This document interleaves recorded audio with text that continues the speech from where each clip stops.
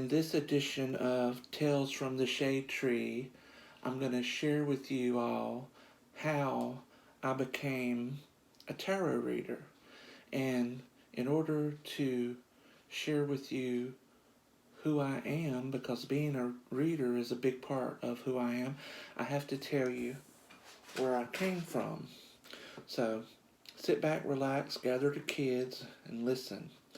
Um, I was born in a small town in South Carolina called Great Falls.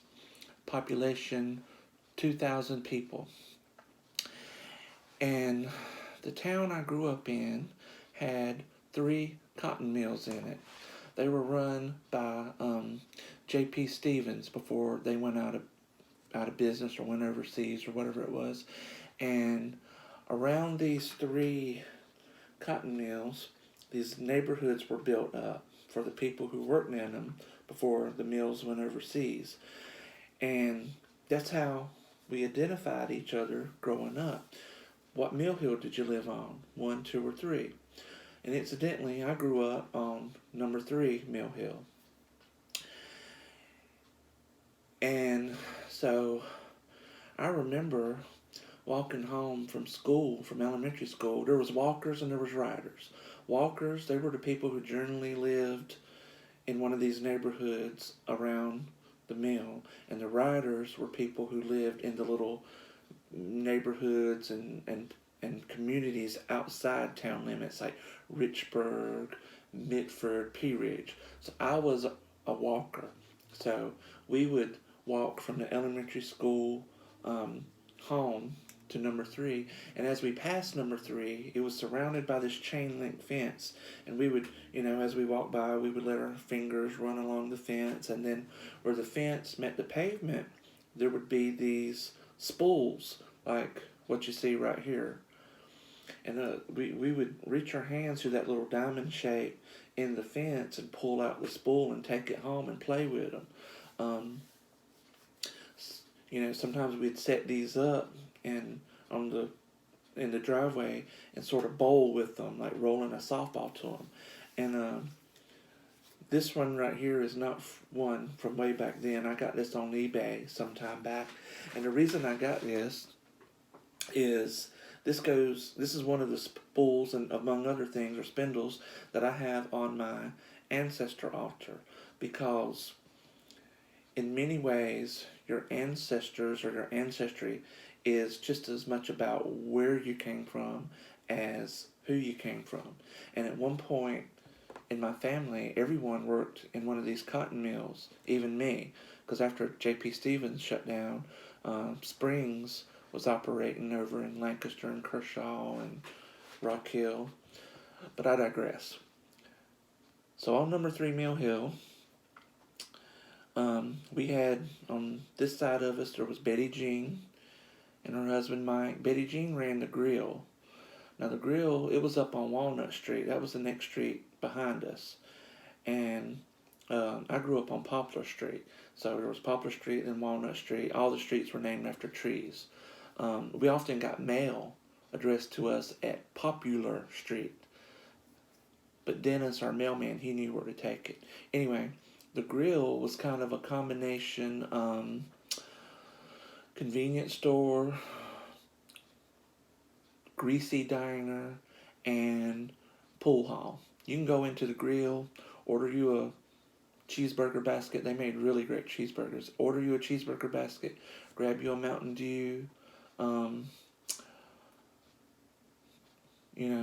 pack of cigarettes, then go in the pool room back there and shoot a game of pool or play Pac-Man on a video game or arcade game while you're waiting for your order. Then on the other side of us, there was Miss Ruby. Miss Ruby was a widow. Her son, Johnny, he was our insurance man. I remember him coming around once a month to see my grandfather about getting his payment for the month. And then up the road, there was Mr. and Mrs. Wright. That's Wright with a W. They were huge fans of Jim and Tammy Baker. Anytime you went to their house, they had PTL on, or was writing them a check. And I remember Mr. Wright walking up and down the street passing our house. I remember thinking he looked like the Penguin from the old 60s Batman TV show, waddling up and down the street. And then down on the corner there was Mrs. Rogers. Mrs. Rogers was another widow, and she had a twin sister, but I didn't know that at the time. And I remember getting on the church bus one morning to go over to Second Baptist Church where we attended services, and there was Mrs. Rogers sitting on the bus, and right beside her was Mrs. Rogers, her twin, actually. But I'd never seen twins in real life. Seen them on TV, never seen them in real life. And that just fascinated me. And then behind us up on the hill and over one house there was Aunt Katie and Uncle Clem. Now, they weren't no kin to us, but that's just what everybody called them. And Clem, he was kind of a dirty old man. I remember me and my friends running through the neighborhood playing, and sometimes he would yell at us and say something. And I remember him asking us boys, "You ever grease your pole?" Now, I was a naive little son of a bitch, and I didn't know what the hell that meant. I wouldn't know what that meant for another couple of years. I thought it had something to do with fishing, grease your fishing pole and then make it hard to catch the fish. I don't know. I think Chad might have explained it to me. And Aunt Katie, she was a quilter. You'd go in her house, she had this room where there was these 4 ropes hanging from her ceiling. And these were attached to 4 slats that made a huge square. And somehow she attached a piece of cloth to this square. And she would sit in a chair and go around that room, quilt. I don't know how she got to the center. I just know she would quilt. And the other thing I remember about Aunt Katie was the fact that it seems like every time you went to her house, she was baking homemade biscuits. I can't think of Aunt Katie without smelling those biscuits. So the reason I'm telling you this is, back then in the South, we were a very close-knit community. It's not like that today, I don't think. It's not like that where I am here in Washington. The lady who lives next door to me, I don't know much about her. We've said hello in passing here and there. All I know she's a single mother. Lady above me, I don't really know much about her. I know she's got a daughter. She walks her dogs out here. But it wasn't like that growing up. We were a close-knit community, and a lot of times these people I've been telling you about, they would pay us kids either in candy or money to run errands for them, like, go up to the Piggly Wiggly, get them a loaf of bread or a jug of milk or what have you.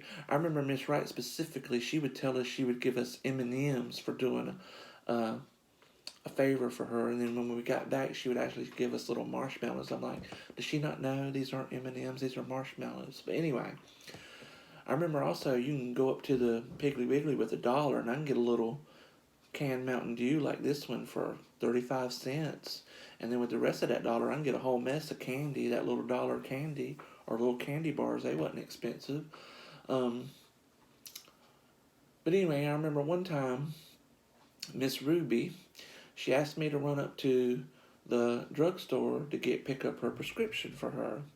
So I rode up there on my bicycle, and with the $2 she gave me in my pocket for doing the favor. And when I got there, her prescription wasn't ready. So now this was an old time drugstore. Like, you walk in, the druggist, the chemist, whatever you call him, he was at the back. There was like a counter. You couldn't go past that counter. They were all back there counting the pills and doing whatever it is they do. And then there were like 4 rows of over-the-counter medication. And off on the side, there was, I guess you called it like an old-fashioned, what do they call it? Soda jerk. You can go over there and get you a fountain soda, or in the summertime get you a milkshake. And so like I said, that $2 was burning a hole in my pocket. So I thought about going over to get a milkshake, but that woman over there, she was an older woman, had white hair. She had a reputation for being kind of mean, I remember.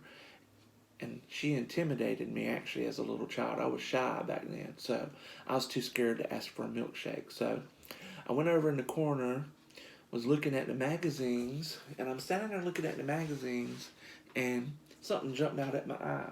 I saw something on the corner of the magazine, because there was another magazine, a different one, in front of it. And on the corner of that magazine, it said something like, "Read your fortune in the cards." And that really jumped out at me because that was something I was interested in. I'd been interested in it for a long time. I remember back in the early 80s, maybe even the late 70s, Ted Turner would do a James Bond marathon probably once or twice a year. And, little boys like those James Bond movies, and I was just like them, all the action and everything. But my favorite James Bond movie was Live and Let Die. Now, this was the one that had Jane Seymour, where she portrayed a tarot card reader. And ever since seeing that movie, I was fascinated by being able to read the cards or people who could do it, but I'd never seen it done in real life. I didn't know anybody who did it. I'd never seen it. And so I took that $2 and I bought that magazine, and then I got Miss Ruby's prescription. I got the hell out of there before somebody asked me, why would you want to buy that mess? Anyway, I took that little magazine home and hid it. And then later that night, I pulled it out and I read it and I read it. And I thought, well, this is cool. This is interesting. I want to do this. But I didn't have a deck of playing cards.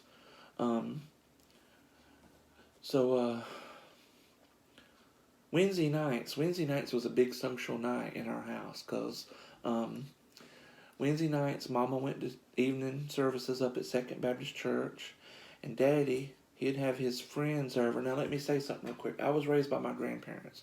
So when I say Mama and Daddy, I'm actually talking about my grandmother and my grandfather. So Daddy would have his friends come over while Mama was at church, and he would play penny poker with Mr. Hollis and Mr. Blackman. And he had an old metal coffee can, and in that coffee can is what he kept all his pennies and maybe 4 or 5 decks of playing cards. He'd pull them out the cabinet and they would play penny poker. Now, as kids, on Wednesday nights, we would go in the living room and watch WCW wrestling, because this was back in the days of Ric Flair and the Four Horsemen and the Midnight Express and all that. And so we would go back and forth between watching wrestling in the living room, and maybe during commercials, we'd go in there and watch Daddy and his friends play penny poker. And sometimes they would let us play a hand or two. Now, Helen, my sister Aunt, she's 6 months older than me. She was a much better poker player than me.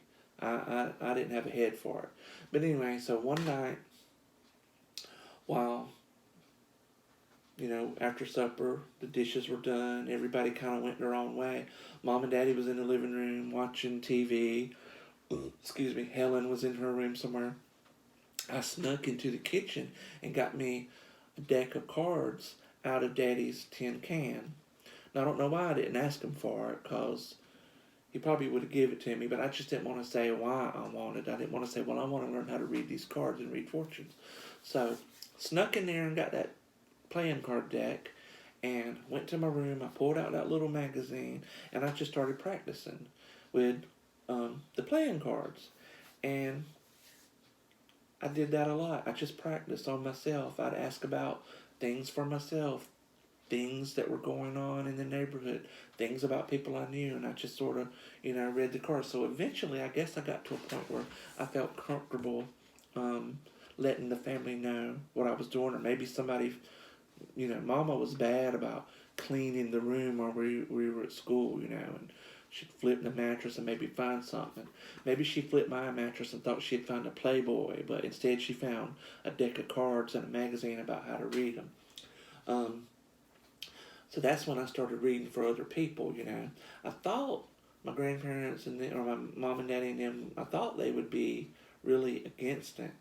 But I guess it was sort of an amusement to them, and so they didn't really object or stop me. And so I started doing little readings for them. It was probably more of a game to them. I don't even remember anything significant I would have told them.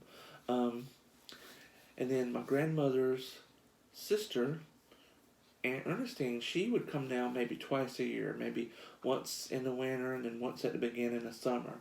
And she would always take me back to Myrtle Beach with her where she lived.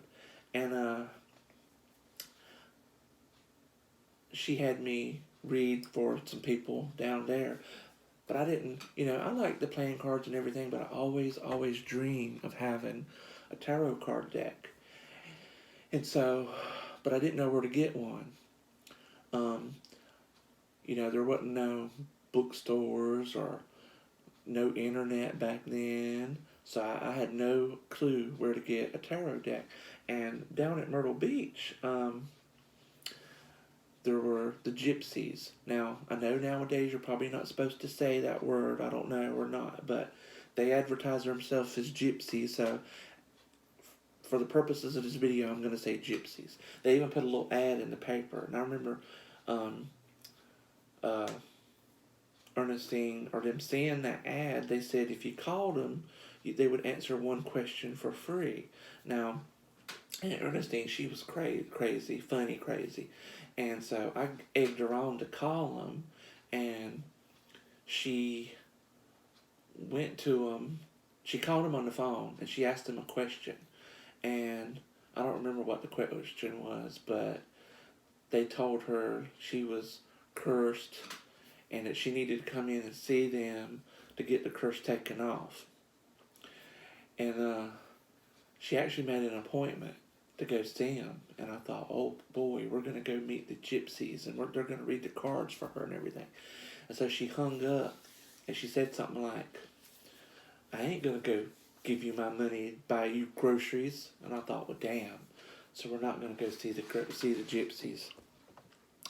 Anyway, the next day we were out and about somewhere, and I noticed that on the clock it was about time for her appointment, and I begged her, let's at least ride past there and just get a look at them. I was a little kid. So she finally got tired of me bitching, and we rode past the gypsies' house. And as we were riding past the gypsies' house, I remember they were hauling groceries out of their station wagon. So maybe, Aunt Ernestine had the sight. Maybe that's where I got it too. Anyway, we rode back and forth, and finally I got her to go ask them, do they have a tarot deck? Ask them where they got it. So we stopped there, knocked on the door. She didn't tell him she'd already talked to him on the phone. And she asked him where. Eventually, they talked to her and felt her out. They probably tried to sell her something or get her to have a reading. But she finally asked him where could they get a deck of tarot cards. And the woman told her, oh, you can go up to the mall and get them. Well, we didn't have a mall where I grew up, but I guess they had a mall in Myrtle Beach. So Aunt Ernestine took me to the mall in Myrtle Beach. I remember it was a Walden Books. And we went into the Walden Books, and she told me I could pick out a deck that I wanted. And I remember looking at two of them. The first deck was Tarot of the Witches, the James Bond deck, or the Fergus Hall deck, which appeared in the movie Live and Let Die. I started to get that, but then I saw the Rider-Waite, and I thought, oh, I really like that. And she let me get, I think it was a kit. So it was the tarot deck, and it came with 2 books by, I think, Mary K. Greer. Mary K. Greer has a really great blog on tarot now. But back then she was an author. She had these great books. So I got this tarot deck and these 2 books. So I took them back to Aunt Ernestine's place. She bought the deck for me. I took them back, and I just started studying the cards. It took me, she took me back home at the end of the summer, or middle of the summer, and I remember what I did was I went through that whole deck of cards, 1 card a day at a time, and I would memorize the meaning for that card upright and reversed. And then so the first day I would memorize 1 card, and the second day I would memorize another card, and then on that second day I would take those 2 cards and I would recite it to myself, what this card means upright, what this card means reverse, what this card means upright, what this card means reverse. And I did that every day for 78 days. And then at the end of those 78 days, I would go through that every day. I would go through that deck and I'd say, this is what that card means upright, this is what it means reverse, this is what it means upright, this is what it means reverse. This is what it means upright, this is what it means reverse, until I went through that whole deck. Incidentally, this is the deck that my Aunt Ernestine bought me back then. I think it was 1991. I was 17. And so that means next year in 2021, I will have had this deck. I have been reading tarot cards for 30 years next year. Anyway, I memorized all these cards, and then I just started, practicing with them, just like I had done with the playing cards. I started out with, small spreads, like a 3-card spread or what have you. Then I moved up to bigger spreads, like the Clock of Horoscope and the Celtic Cross. And I remember there was a 3-way presidential race. It was Bush Sr., Ross Perot, and Bill Clinton.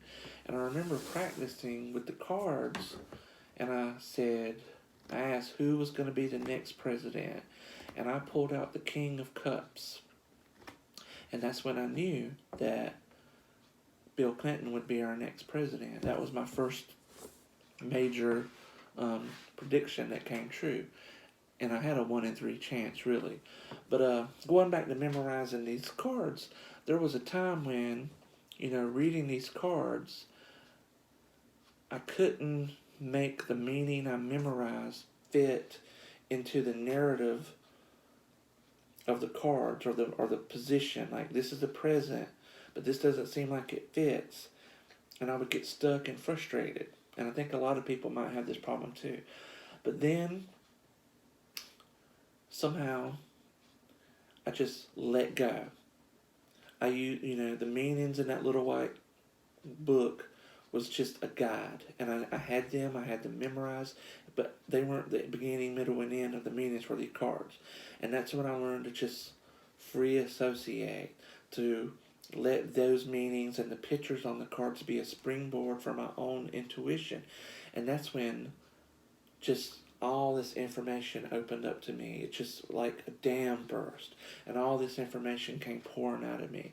And I started seeing not just the pictures in the cards, I'd see pictures in my head. It's like my psychic ability opened up. Now, I'd had psychic experiences before that, and maybe that's a video for another time, but the cards really became a huge vehicle for me for opening up my psychic abilities, because like I said, I'd see pictures in my head. When someone come to me and ask a question, while they were shuffling the cards, I'd already see the story in my head, but the tarot would give me something outside myself that I could point to and say, I don't know, oh, that deck again. I say, look, this is you. This is you. You're sitting on your ass, your arms are crossed and your legs are open. So maybe, part of you wants this because your legs are open, but your arms are crossed. So maybe maybe part of you doesn't want it, or maybe you're being standoffish and you need to open up your arms and accept everything that's coming to you, And that was just a way that I could show people this is what I was seeing, because I really felt like a lot of people thought maybe I was bullshitting them, and I felt like, well, if I could show you in this card, this is what this means, and they would be more apt to believe it. And so by then, I had went to college, dropped out after a year, and I was working at the Piggly Wiggly, where it, again, just like everybody working in the mill, it seemed like at some time or another, everybody worked at the Piggly Wiggly. And I started off as a bagger, and I worked my way up from bagger to stocker to cashier, and finally I was the evening bookkeeper. And I was in charge of all the little cashiers and baggers, and in the evening it was mainly the teenagers working after school. And so I was maybe 4 or 5 years older than them, and as I got to know them, I let them know, I read tarot cards, and then a lot of them wanted me to read for them. And so back then I had a policy to where if you were under 18 and you wanted to read, and I had to have your parents' permission. So Piggly Wiggly was the only grocery store in our town, so eventually everybody would come in there. So when your parent would come in, they would get a chance to meet me if they hadn't already, and they could give me their permission to do a reading. Sometimes the parents would come themselves separately. And so I just built up a reputation then reading the cards, and it got to a point where it'd be nighttime, and I'd hear a knock on my door. It was somebody wanting, desperate, coming in wanting a reading. And that was mainly in the winter when it got dark earlier. But finally got to a point where I had to develop a system. So if you were to come by my place, if the shades at the front of the house were open, that meant I was available to read for you. If the shades were closed, that meant I'm either with someone or I'm not available, don't bother me. But anyway, word of mouth spread. I got kind of a reputation for being a reader. And back then, I didn't really know how to charge people, so I would say, well, pay me what you feel like the reading is worth. I would do the reading first, and I'd have people pay me what they felt like it was worth. But I told them it would be a minimum of $10. And I had this, I don't know where this came from. I didn't read this in any book. I was just spirit-led to do this. I had a special plate that I would put on the table off to the side. And when it came time for people to pay me, I'd tell them, put it on the offering plate. I wouldn't look at it. I wouldn't touch it until after they left. And again, that was just something that I was spirit-led to do, and it, in my mind, my logical mind, it was not about the money. It was about the service. And so by not acknowledging the money, looking at it or touching it until after the person go, I sort of presented the message that I'm doing this to help people, not for the cash, So anyway, there's a lot more I could tell y'all, but I think I've run off really long here. This is probably going to take a long time to upload, but that is how I became a tarot reader. Feel free to like this video and comment on it. Tell me how you became a tarot reader, or tell me your story of how your psychic abilities opened up for you. And I'll see you next time. For now, have a good night.